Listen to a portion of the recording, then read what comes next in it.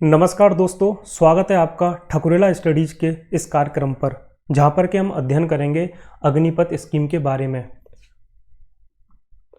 14 जून को cabinet minister यानी कि डिफेंस मिनिस्टर राजनाथ सिंह ने इस स्कीम की घोषणा कर दी।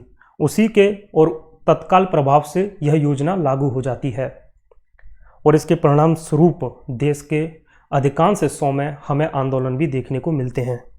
इस वीडियो के माध्यम से हम ये जानने की कोशिश करेंगे ऐसा इस स्कीम में क्या है जो इसके परिणाम स्वरूप आंदोलन हमें देखने को मिल रहे हैं, और साथ ही देश के लिए क्या ये इतनी महत्वपूर्ण है कि हमें इतने बड़े बड़े आंदोलनों को सरकार सहने के लिए तैयार है। तो आइए जानते हैं डिटेल से इस योजना के बारे में। सबसे पहले हम ये जानने की कोशिश करते हैं कि ये अग्निपथ है क्या।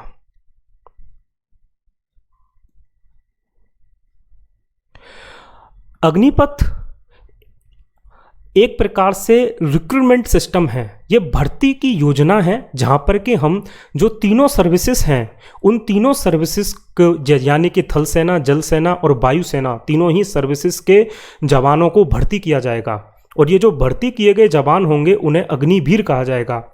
और प्रत्येक साल जो सरकार है 40 से 50 हजार तक अग्निवीर को भर्ती करेगी। और ये जो भर्ती किए जाएंगे जवान, इनकी जो समय अवधि होगी वह 4 वर्ष होगी। और ये ही विवाद का एक अहम बिंदु है। विवाद जो देखने को हमें मिल रहा है वह इस 4 साल तक है, क्योंकि अगर कोई इतनी मेहनत से अगर सर्विस में जाता है और 4 साल बाद ही उसे सर्विस से निकाल दिया जाता है तो यह एक विवाद का केंद्र बिंदु बन चुका है। और ये जो प्रत्येक वर्ष 40 से 50 हजार तक भर्ती किए जाएंगे और जो प्रत्येक 4 वर्ष पर केवल इनका 25% को ही 15 साल तक के लिए परमानेंट कमीशन दिया जाएगा। और बाकी जितने भी 75% बचा उन सबको सेवा मुक्त कर दिया जाएगा। ये है अग्निपथ स्कीम।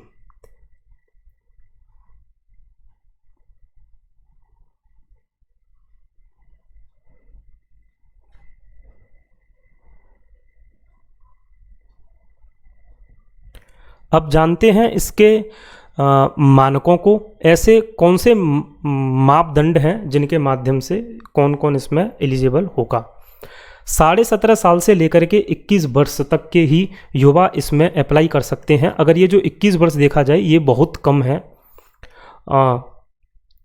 ये जो एप्लीकेबल होगी योजना, ये जो ऑफिसर रैंक के नीचे के जवान हैं सिर्फ उन्हीं पर एप्लीकेबल होगी। एक प्रकार से देखा जाए तो उच्च रैंक के अधिकारी और जो निम्न रैंक के जो जवान हैं उनके मध्य में भेदभाव भी किया जा रहा है। इसमें ऑल इंडियंस एलिजिबल है, ऑल क्लास इसके अंतर्गत एलिजिबल होगी। लेकिन अगर वर्तमान समय तक अगर देखा जाए तो कास्ट के आधार पर, कुछ खास रिलीजन के आधार पर हमारे देश के अंदर रेजिमेंट बनाई गई हैं, जैसे कि जाट रेजिमेंट और सिख रेजिमेंट हमें देखने को मिलती हैं। अगर इसकी सैलरी और बेनिफिट की बात की जाए जो कि काफ़ी आकर्षक नज़र आएंगे, 30,000 से लेकर के 40,000 तक इसकी सैलरी होगी। जो शुरुआत में भर्ती होंगे उन्हें 30,000 मिलेंगे और जो अपनी सेवा के अंतिम चरणों में होंगे उन्हें 40,000 तक दिए जाएंगे। 30% और इसका जो प्रत्येक माह इसका 30% सेवा निधि प्रोग्राम में शामिल किया जाएगा और इक्वली सरकार कंट्रीब्यूट करेगी और इस पर इंटरेस्ट भी पे किया जाएगा। जब ये 4 वर्ष बाद रिटायर होने का समय आएगा तो कुल मिलाकर के 11.71 लाख रुपीज इनको पे किए जाएंगे जो सेवा मुक्त होने वाले अग्निवीर हैं, और इस पर किसी भी प्रकार का टैक्स एप्लीकेबल नहीं होगा। 13 लाख आर्म्ड फोर्स है प्रेजेंट टाइम में हमारे देश के अंदर। अगर इन 13 लाख आर्म्ड फोर्सेस के एवरेज एज को देखा जाए तो वह 32 साल है। इस अग्निपथ स्कीम के माध्यम से ये जो एवरेज एज है वह 26 वर्ष हो जाएगी। अगर आप सरकार के एक्सपेंडिचर को देखें उसमें एक अहम हिस्सा आता है डिफेंस पेंशन का।